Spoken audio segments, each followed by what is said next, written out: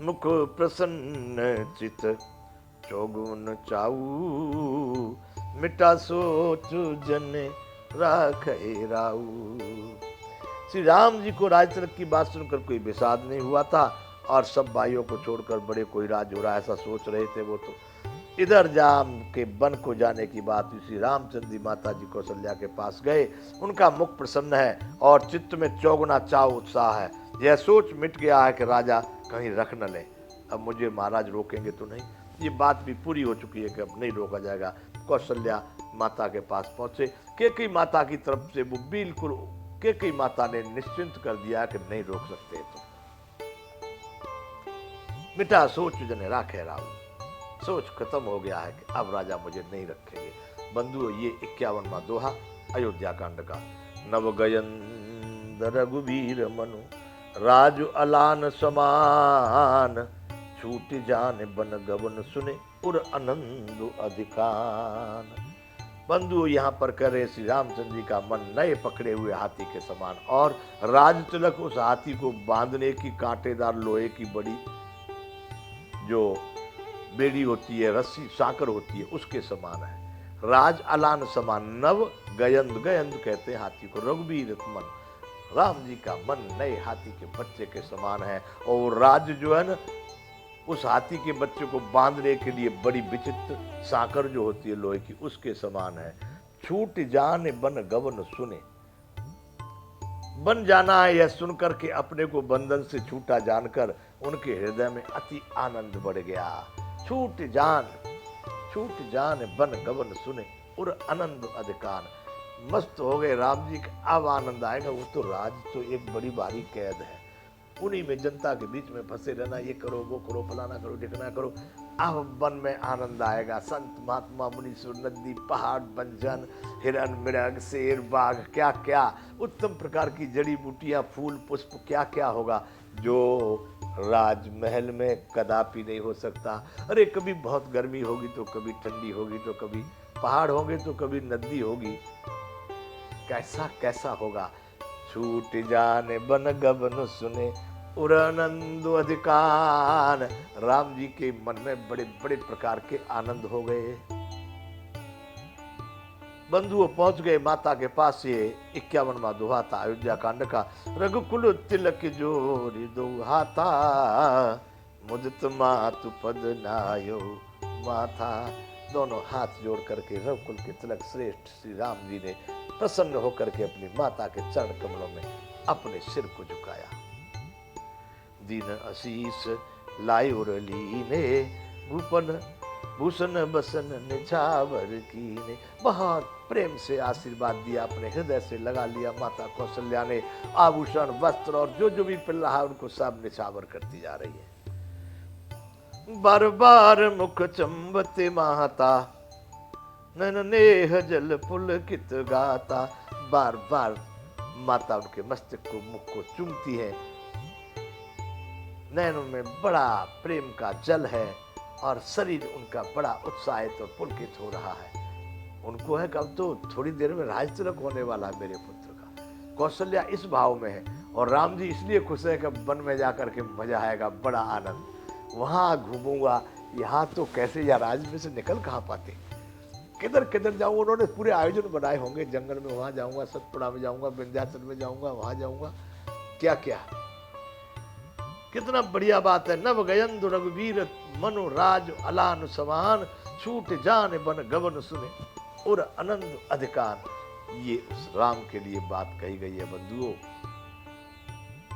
छोटा हाथी का बच्चा बड़ी साकल से बंधे हुए में छूट जाने पर कितना आनंदित होता है, उतना आनंद राम जी को आया है।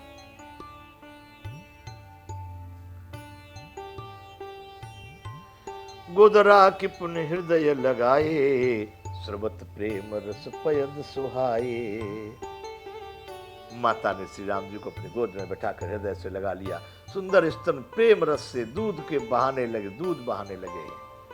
और ये भी बात इतने बड़ी उम्र पर, इस समय पर, ये भी कैसी बात गोस्वामी जी ने लिखी होगी बंधु। सुंदर स्तन प्रेम रस, दूध उसके बहाने लगे, दूध बहाने लगे, प्रेम रस।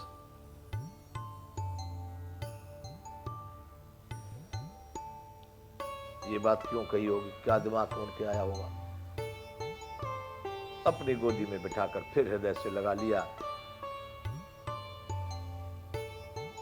सर्वत प्रेम रस पयद सुहाए।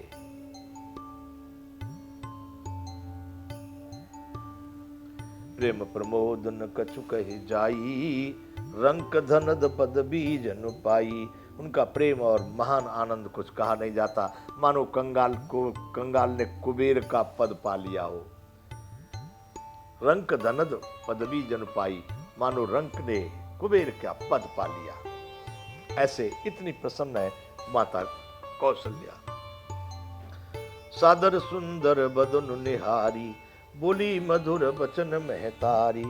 उनका प्रेम देख करके, बड़े आदर के साथ सुंदर मुख देख करके माता मधुर वचन बोली है, बड़े मीठे वचन राम जी से कह रही हैं। उनको यह कभी राज तिलक होने वाला है, अभी कुछ पता नहीं है। राम क्यों, राम बड़े आनंदित है। राम का कुछ मोह चढ़ा होता, कुछ इधर उधर होता, कुछ दुखी होते तो कुछ अनुमान भी लगाती, भाई तुम कैसे कैसे हो रहे हो। राम जी बड़े आनंदित है, तो उनको लग रहा बड़ा प्रसन्न है मेरा बेटा, राज तिलक के लिए प्रसन्न है। कहो तात जननी बलिहारी, कबहि लगन मुद मंगलकारी। राम से पूछने लगी है माता कौशल्या, बेटा बताओ माता बलिहारी जाती है, कहो वह आनंद मंगलकारी लगन कब है, जब तुम्हारा राज तिलक होने वाला है, कितनी देर है अभी। सुकृतशील सुख सीव सुहाई, जन्म लाभ कई अवधि अघाई। जो मेरे पुण्य और शील और सुख के सुंदर सीमा है, और जो जन्म लेने के लाभ की पूर्णतम अवधि है, वह कितना देर है अभी, उस मुहूर्त में भी कितना समय है। राम बताओ मुझे।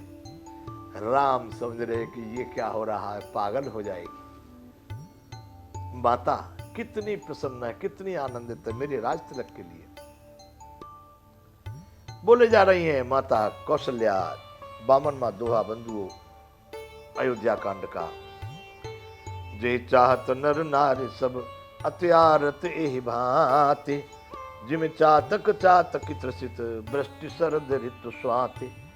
जिस लग्न को सभी स्त्री पुरुष अत्यंत व्याकुलता से इस प्रकार चाहते हैं, जैसे चातक और चकोर चकली, चकवा चकली, चातक पपिया, चातक चातकी, स्वाति ऋतु का, स्वाति नक्षत्र का जो जल बरसता है बरसात से, उसको पा करके जितने आनंदित होते हैं, उसी प्रकार से सारे अयोध्या के नगर निवासी उस मुहूर्त को, उस लग्न को, उस समय को चाह रहे हैं, उसको पा करके बड़े आनंदित होने वाले हैं। बताओ राम, अभी कितनी देर है उसमें, कब ही लगन मुझ मंगलकारी।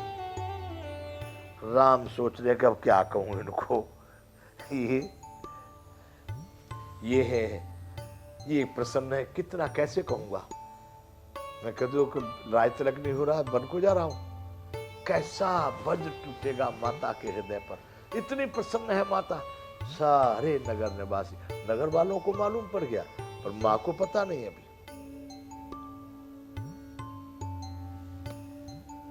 माता कह रही है कि तात जाऊं बलि बेग नहाऊ, जो मन भाव मधुर कछु खाऊ।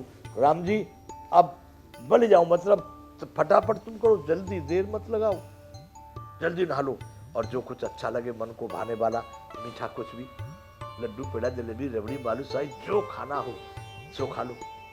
कितनी प्रसन्न है माता। ये भी एक पागलपन है बंधु। गीता में कहा है, सुख दुख के समय कृत्वा लाभा लाभो जया जजो।